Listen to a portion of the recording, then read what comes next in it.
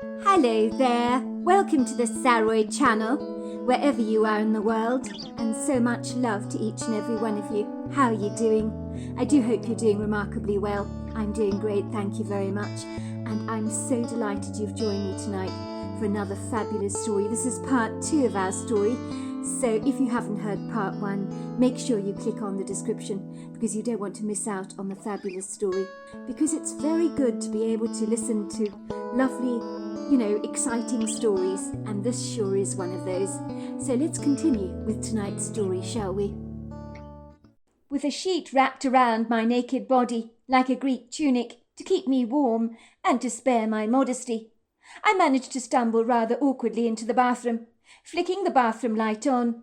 I'm surprised to see how clean the bathroom is. There are no remaining traces of red rose petals in the bath, and all the candles from the previous night that had been romantically burning brightly around the bath have been removed, along with the lipstick heart on the mirror which said Pammy and Victor forever. I'm kind of disappointed that my fiancé removed that. I would have kept it on the mirror indefinitely if I had my way. Instead, the mirror is gleaming as if it's just been polished. As I study the bathroom through narrowing eyes, something is not right. Not only did Victor clean up the bathroom fastidiously last night, probably after I'd enjoyed wallowing in the bath, but as I look at the sink in the bathroom suite, I'm unable to comprehend what I'm actually seeing. Is it possible that Victor went on a home repair spree last night, refitting our bathroom fastidiously with new fixtures and fittings? Surely I'd have remembered something like that. Was this another one of his incredulous, rather remarkable surprises? An engagement present, perhaps? We had certainly talked about changing the bathroom ensuite, but I don't think Victor is any good at do-it-yourself. And how could he have possibly retiled the whole bathroom like this, all on his own last night, while I was lying passed out on our couch? What the hell was going on here? Nothing makes sense. The sink is whiter than white, and is no longer cracked. The faucets shine like brand new pins, and the bath stands on 2 very sophisticated black legs, and is no longer dipped low into the ground. And as for our run-of-the-mill, mediocre prison-style toilet, it has been literally replaced with a sophisticated, sleek, rather swanky Japanese model. And it has an inbuilt flush mechanism that means you don't even have to use toilet paper. I shake my head incredulously as I try to recall what we'd done last night. Had Victor made any mention of a renovation project? I try to remember everything, but my memory of the previous night becomes blurred and very vague. I glance through the crack in the bathroom door to study the bedroom closely, noticing that Victor is wrapped up in a blanket over his comforter. He never normally sleeps like that, as more often than not, Victor fights and wrestles with his bedding during the night, waking up to find himself on top of all the sheets, not swaddled by them as he is now. But as I scrutinize all the bed covers, I realize that they too look different. When we moved in together, me and Victor went to the Home Depot to select bed covers for our bedroom, so that I could confiscate the bachelor pad-like influences of the room and bring in a feminine touch. I had chosen a soft minty green comforter and matching bed linen, but Victor is covered in a white one. And where are the colourful selection of cushions that usually end up on the floor that Victor thinks are surplus to requirements, and I think are very pretty?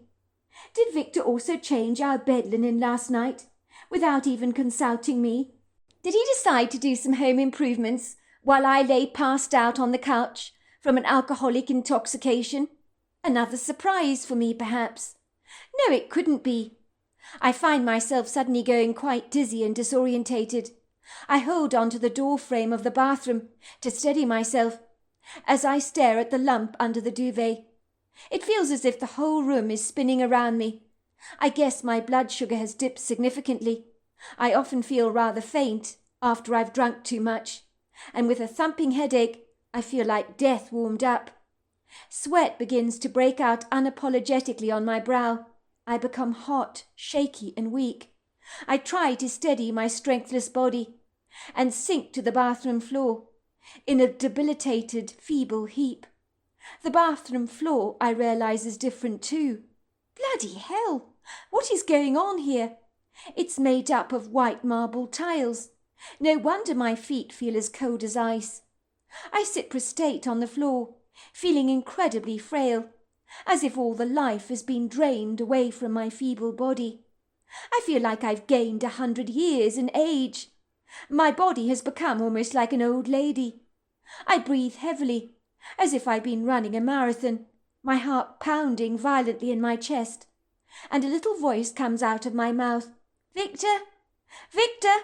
Victor! The large lump in the bed rolls over. The body sits up in an upright position and looks directly at me. But it's not Victor that's looking at me. It's Ian Fleming. What the hell is he doing in my bed? Where is Victor, my fiancé? Ian looks concerned and dashes over to me, lifting me up to my feet, running his hands against my forehead. You're burning up. I feel faint. What's going on? What am I doing here? Ian gives me a grin. Don't say you've forgotten. Last night was wonderful. You were wild. What a night we had, he said. What a night. What do you mean? I ask. What do you mean? What am I doing here in your apartment? I don't understand. How did I even get here? Don't you remember? Said Ian, unable to hide the disappointment on his handsome face. His brown eyes almost looked regretful. I returned home to the apartment block last night. There you were, rummaging around in your car. You said you were looking for a bottle of French champagne your mother had given you, that you couldn't wait to drink. You were already half cut, I hasten to say. I saw you there, asked if you needed a hand. Then you insisted on coming back to my apartment with me. I've always fancied you, Pamela, but you've never been remotely interested in me until last night. It was an amazing evening. I've always liked you, Pammy. I hope this can be a start of a good thing between us. There's definitely a spark here. I've been looking for a girl like you to come into my life. Do you remember that song? It certainly applies to us. You mean we were intimate together? Oh, you were wild in bed last night. I've never met anyone quite like you, Pammy. You're hot stuff, you know. Why? Why would you take advantage of me if you could see I was drunk? I mean, what's wrong with you? Excuse me, said Ian, looking quite affronted. You were the one tearing my clothes off, not the other way round. Although I wished you wouldn't keep calling me Victor. My face dropped, as I remember my mother had handed me a bottle of French champagne when I was leaving her house the previous night. It was probably because she knew that Victor was about to propose to me. What's this for, Mum? I'd asked her. You know I don't drink alcohol. Sweetheart, I was given this bottle of champagne. Why don't you take it with you? Me and your father, we're wine drinkers. One day you might have occasion to celebrate with it. I had taken the bottle of French champagne very begrudgingly from my mother and put it carefully in the trunk of my car. I could well have done without the temptation of alcohol of any kind in my home, as my intention was to embrace sobriety, but my mother was insistent I took the bottle. She knew that me and Victor would be celebrating our engagement that evening. After drinking with Victor, I had remembered the champagne in the car. We lived in an apartment block, and Victor was lying on the sofa chuckling away, waving his empty glass of champagne in his hand. We need more alcohol, I had said, slurring my words. We need more alcohol, and I've got some in the back of the trunk of my car, downstairs. I'll go and get it. My mother got me some champagne yesterday. Don't be long, my sweet temptress, Victor had giggled. Don't be long. Champagne is coming up, I'd said. I'll be back. I won't be long. Just wait where you are.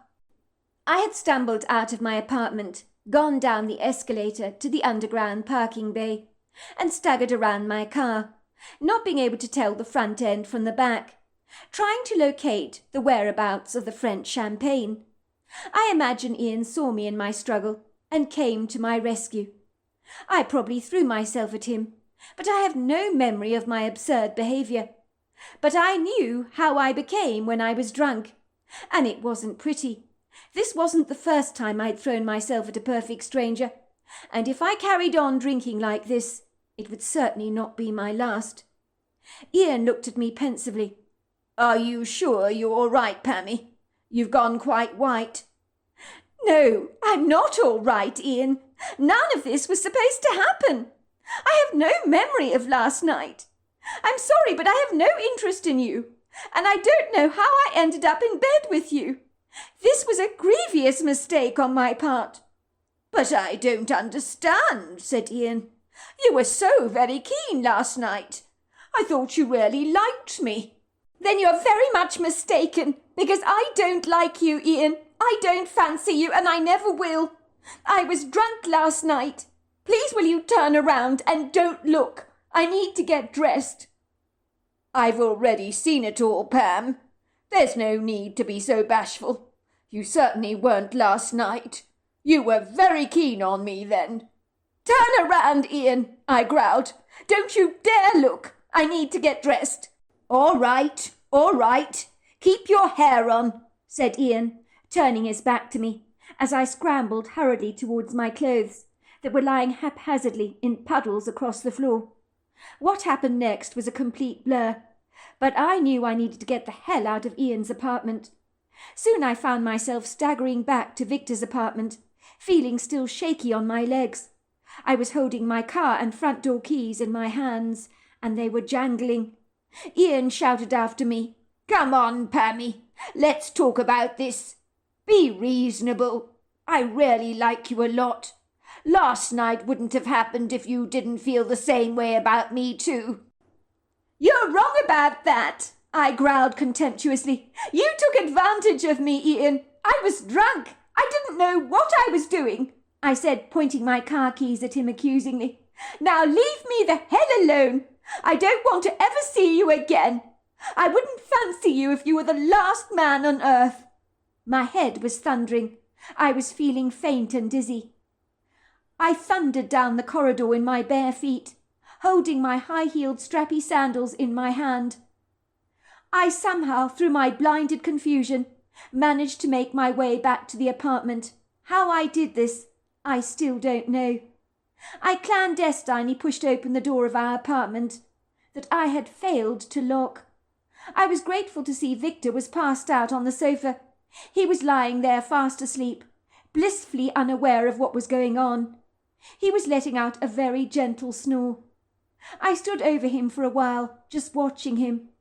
He must have sensed my intrusive presence, as slowly he opened one lazy eye after another, and then gave me a big grin. "Come here, my beautiful, gorgeous wife-to-be," he said, drawing me affectionately into his arms. But I remained rigidly stiff and unyielding. "Look at us. We're both wearing last night's clothes. I must have passed out when you went to the car to get the champagne. Did you get it, by the way? I can't even remember." "It wasn't there," I lied. "I looked for it in my trunk. I must have left it at my mother's house. Silly me. Well, it's a good thing anyway. We already drank far too much." "Well, I did come back from the car. I noticed you were fast asleep on the couch, so I decided not to wake you. I passed out myself," I said, pointing to a spot on the carpet. "Over there, I think it was." "My God, what's wrong with us? And what's wrong with me?" said Victor, looking bemused. "I usually hold my drink better than I did last night." "Well, remember, we did drink quite a few tequilas last night, on top of the French champagne. We knocked back quite a few. Remember, you brought a bottle of tequila with you," I reminded him. "Oh, yes, that's right. I do remember. But it was your bright idea to have more than one. I think we downed a whole lot, did we not?" "I think we did. You're right about that." Victor groaned. "As a result, I've got a thundering headache. I'm going to bed. I'm completely knackered. My body is as stiff as anything sleeping on that couch. I've got the hangover from hell." "Are you coming with me, Pammy?" he said, reaching out to take my hand. "I don't want to be lonely in bed. Thank God it's the weekend. I couldn't possibly go to work feeling as deadbeat as I do now. I can't remember the last time I felt this bad. You think you've got a problem with alcohol, Pammy? I think I'm a close runner-up, let me tell you." We both retired to bed at about 8:30 in the morning, swigging back Tylenol tablets to alleviate our throbbing headaches. Along with large glasses of Coca-Cola, for our bodies were definitely craving sugar. Indeed, our sugar levels had significantly plummeted, and I had learnt a long time ago that low blood sugar contributes to giving you the headache from hell. I woke up in my bed hours later, feeling groggy, disorientated, and very confused. I was wondering where I was and what time it was. I was thankful that my headache had been vanquished, and I was feeling a lot more like my old self. Soft prisms of silvery moonlight bounded confidently through the crack in the curtains. I must have been asleep for about 16 hours, possibly longer. I couldn't be sure. I glanced at the clock on the side table. It said 10 p.m. I gasped. Was it really that late? I couldn't believe I'd been out for the count for so very long. All the alcohol had taken a toll on my body, and I was still feeling a little wilted. I glanced over towards Victor's side of the bed, surprised to see it was empty, cold to the touch. Where on earth was he? I could feel some paper crumpling around me, and I glanced down to find a note from Victor. "Did not want to wake up my beautiful fiancé. You were dead to the world. Would you believe it? Lucas is in a right state. His girlfriend broke up with him last night while we were getting engaged. I'm going to spend the night at his apartment. He needs to talk to someone. He's very sorrowful. I think I should spend some quality time with him to offer him some comfort, take him out for a few beers or so to drown his sorrows. Don't worry, I shan't get drunk again. I'm still suffering from a bloody hangover from hell. I won't tell him we got engaged yet. That would be far too upsetting for him, to know that while we got it together, his relationship was falling apart. That really would be rubbing salt into the wound, and I couldn't do that to him. See you tomorrow. Love you, Pammy." I read the note 3 more times. It really was sad news. I knew that Lucas, Victor's brother, must be in a genuine sorry state. He had been dating his beloved girlfriend, Sandy Ballersman, since junior high school, and adored the bones of her. He made no secret of the fact that she was the woman he wanted to marry. So her breaking up with him so fortuitously was not on the cards. Lucas must be feeling like a butterfly with its wings torn off, that could no longer fly. There was no doubt in my mind the man must be devastated. As I sat up in my bed, my eyes soon adjusted to the dark shadows that danced around the bedroom and the lights from people's headlights as they drove down our street, that lit up my bedroom in prisms of bright light, so that the silhouettes of my bed and dresser became conspicuously clear. In a trice my thoughts began to settle. I suddenly became haunted by the memories of the last 24 hours that galloped into my head, so that the unpleasant recall left me squirming in self-disgust. For a moment I desperately tried to believe it had all been an illusory dream. In the spurious dream, Victor had proposed to me. We had had a wonderful evening together, and then on my urgent, insatiable quest to get even more alcohol from the trunk of my car, some French champagne that my mother had given me, I had ended up having a fortuitous encounter with Ian Fleming himself, and subsequently had woken up in his bed in the wrong apartment. Ian Fleming had claimed we'd been intimate together. In one night I had agreed to marry Victor, then I'd ended up in another man's bed, with absolutely no memory of the event. I shivered in revulsion and in an abhorrent self-loathing. Since we had moved into the apartment, me and Victor would occasionally bump into Ian Fleming, who had the audacity once to ask me out for a drink. I had told him in no uncertain terms that my boyfriend Victor would not like it, and that had been that. I thought he'd got the message. Well, so I thought. But last night my unscrupulous behaviour had gone completely awry. And the worst part of it all is that I had amnesia about the event. What the hell was I going to do about my betrayal to my fiancé? I jerked myself out of bed, my heart thundering in my chest. I couldn't tell Victor what had happened last night, could I? He'd be so disappointed in me. I had cheated on him last night, with my eyes wide shut, you could say. The bitter, cold and cruel truth was I had woken up completely naked in Ian Fleming's bed, which had left me to bashfully conclude that I might have got up to all kinds of shenanigans last night, and the truth is, I'd never know. I grabbed my cell phone and dialed James's number. "Please don't have switched your cell phone off, James," I inwardly begged. "You need to answer, and you need to answer now." "Hello there. What's up?" came James's cheerful voice. "I was watching Netflix on my bed. I dozed off. Do you realise what time it is? It's not like you to phone me this late. Is everything all right?" "No, everything's not all right," I said obsequiously. "Something bad has happened. I'm in a right pickle, James. I can't talk about it on the cell phone. I need to see you now. Victor is away for the evening. He's only back tomorrow morning. I need to talk to you in private. I thought we could go for a drive in the countryside and talk. It's important, James. If it wasn't, I wouldn't be calling you at this time." "I'll be there in a tick," said James. "Get dressed into something warm. It's quite nippy out there tonight. It might be spring, but let me tell you, the nights are still hanging on to the dredges of winter." I sighed with relief to hear James's reassuring voice. James always seemed to magnanimously put a band-aid onto the open grazes, cuts and cock-ups that I made of my own life. He made it all better. He'd always been so faithful to me in our long-standing friendship, and was never afraid to be brutally honest with me, even if it cost me a few knocks and shocks. But that's what I liked about him. James did not tell me what I wanted to hear, but he always told me what I needed to hear. Sometimes it wasn't pretty.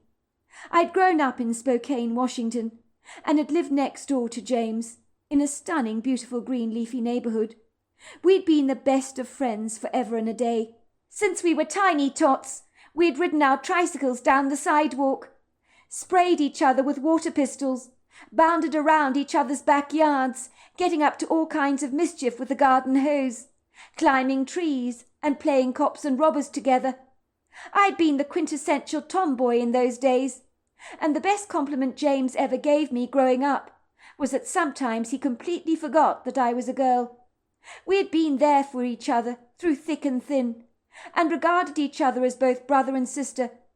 In the beginning, when boyfriends of mine over the years had met James, they had not liked the close relationship I had with him, and felt rather threatened by it. They couldn't believe I'd be close to someone of the opposite sex platonically, but we really were the very best of friends, with no romantic leanings towards each other, and we both liked it that way. For a long time our parents thought we'd end up getting married, but we were always much better off as friends. When I needed a soft place to cushion the blows of my life, James would be there for me. He would be the first person I would turn to. I hadn't even told him about my engagement to Victor yet. Somehow everything had lost its rosy glow after I'd got myself into such a dreadful mess. Before long I found myself sinking into the fabulously comfortable leather seats of James's SUV. I could smell the leather, along with the lingering scent of the essential oil diffuser that was dangling from his visor mirror. It smelt of lemon. It was all I could do not to burst into tears and cry my heart out into James's shoulders. I grimaced and bit my lip rather awkwardly as we drove through the bright lights of town, down the familiar grey ribbons of asphalt. We said nothing for a long while. James intuitively sensed I didn't want to talk. Well, not yet. He knew we needed to get far away from the bright, intrusive, rather blinding lights of the town that always gave me the nagging impression that burning eyes and listening ears were eavesdropping on our conversation. Soon James began to take narrow turns down sequestered, lonely dirt roads that had abandoned all their street lights, so that it was only the light of James's headlight that lit up the path ahead of us. Everything around us was swaddled by the twilight hours. The wheels of James's SUV thumped rather awkwardly over the craggy dips and rocky crevices in the road, while tiny pebbles pinged against his undercarriage. I could see the familiar, dense, rugged silhouettes of the countryside. The road we were on was once known as the Pilgrim's Way, and I came here often enough if I was feeling down in the dumps, and would thoroughly enjoy taking a long leisurely walk through the tall congregation of trees. The area boasted long, narrow hiking trails that were suitable for an ATV or bicycle, but certainly not a car. On the left-hand side of the road was a meadow filled with alpine flowers and sculptural rocky outcrops, and with a soft scattering of pearly moonlight that danced over the meadow, it was almost outer-worldly, which was oddly tranquilizing for me.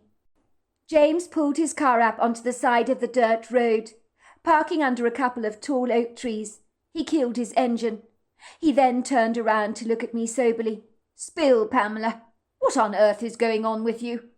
How can I help you if you remain mute like this? We're away from the town. Tell me what's up. Anyone can see you're in quite the state," he said, studying me curiously.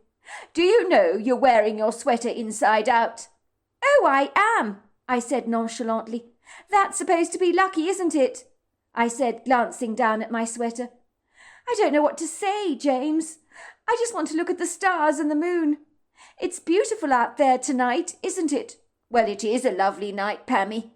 But what's not lovely is to see the state you're in. Your face is white.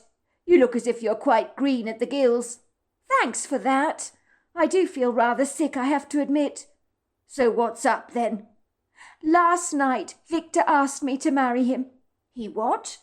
He asked you to marry him?" James chuckled. "Oh, my God! You brought me out here to tell me that? I thought you had something bad to convey. You're getting married. That's fabulous news, isn't it?"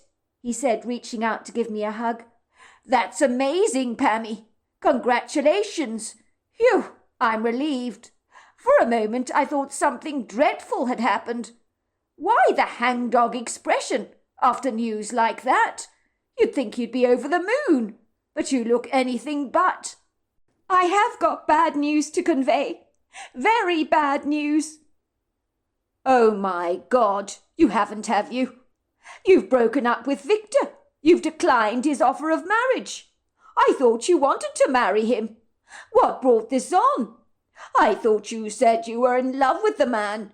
You were certain he was the one. Why this change of heart all of a sudden?" "You've got it all wrong. I am in love with him. He is the one I want to marry," I said, stretching out my finger to show James my engagement ring. "It's beautiful, Pammy," he said, taking my hand and examining my ring closely. He looked up at me in bemusement. "What the hell is going on, Pammy? You've got engaged. You're very happy about it. But you look as miserable as if someone has hit you across the head with a pickaxe. Forgive me if I'm not getting something here, but I'm a tad confused. What is actually going on?" "I drank last night. French champagne, topped up with tequilas. I became completely inebriated. You know how bad I get when I drink too much." James sighed. "I know how bad you get only too well, Pammy. It's not pretty. Let me guess. Victor didn't like how you became when you drink. Is that it? Big deal, for goodness sake. A lot of people go a little, you know, over the top when they drink. What's his problem? He didn't like it. Is that what you're going to tell me?" "It isn't that," I said, my voice going flat. "I was, you know, drinking last night. We were celebrating our engagement. Even my mother was in on the whole plan. Victor prepared me the most amazing dinner. It was ever so romantic. He went to so much trouble on my account." "Well, it sounds lovely. Why are you complaining?" "It was lovely. It was better than lovely. But you know how I become, James, when I start to drink. My thirst for alcohol becomes insatiable. We had drunk all the alcohol in our house. I remembered there was a bottle of French champagne in the car, which had been given to me by my mother. I guess she knew that I was going to celebrate our engagement, which was why she gave me the champagne in the first place. We had already drunk far too much. I went to the parking bay to pick up the champagne in the trunk of my car. I was completely bladdered by this stage. The long and the short is, I woke up this morning in a strange bed in someone else's apartment. "What the hell do you mean?" said James, his body tensing and his back straightening up. "What the hell do you mean, Pammy?" Exactly what I said, James. I thought I was in my apartment, but then I realized I was in somebody else's apartment, and that the man behind the comforter was not Victor. It was Ian Fleming. "Oh, my God," said James, looking aghast, his eyes growing wide in horror. "You slept with the stranger last night? You have no memory of the event?" "Pretty much," I said, dipping my head in shame. "If you must know, Ian Fleming told me that I threw myself at him. He thought all his Christmases had come at once. He thought I was genuinely into him. I don't think he realized quite how drunk I was, although he did say I passed out quite quickly on his bed." There was a silence in the car when James assimilated all my words. "So have you told Victor any of this? He must have wondered where you got to last night, when you went off to get the French champagne and never returned." "He doesn't have a clue. He passed out on the couch. I found him there this morning, so he has no idea." James chewed his lip uncomfortably. "Did I not say, Pammy, that you should never, ever drink again? Look what a complete mess you've got yourself embroiled in. This is completely crazy. As you know, I believe in honesty in relationships, but I'm not sure how honest you should be about this. I don't know how your fiancé is going to take it when you tell him you trotted off to the parking bay to retrieve your mother's French champagne, only to wake up in a stranger's bed. It would be hilariously funny if it wasn't so tragic." "So you think I shouldn't tell Victor what happened? How can I live with this guilty conscience, knowing what I did?" "I'm not sure whether you should tell him, Pammy. It's not exactly an auspicious start to your engagement, is it? Sometimes it's best to let sleeping dogs lie, and not to say a word. Just move on with your life, pretending it never happened. One thing that I think is blindingly clear, Pammy, you must never ever drink again. I need to think about this long and hard. You aren't wrong when you say you've got yourself embroiled in a pickle. This is worse than I envisaged it would be. Do you mind awfully if I smoke?" "I didn't know you smoked, James," I asked incredulously. "I don't, but I do now," said James, retrieving some cigarettes and a lighter from the cubbyhole in his car. "These aren't mine. They're Kurt's, but right now I need something to steady my nerves." I didn't smoke either, but a cigarette seemed like a rather good idea. "Give me one too," I said. We were both coughing and spluttering as we inhaled the cigarette smoke, our indignant lungs protesting. But it was soothing holding a cigarette in my hands, and it seemed to steady my nerves. For a moment we sat there in silence, not saying a single word, and just continued to smoke. All of a sudden, we observed the most bizarre thing. There were flashes of strange lights coming from the woodgrove. It looked like a car headlights in the middle of the trees. "What the hell is that?" James asked me, pointing towards the trees. "It looks like the headlights of a car, but there is no way a car can possibly fit into that tight cluster of trees. The footpath there is far too narrow."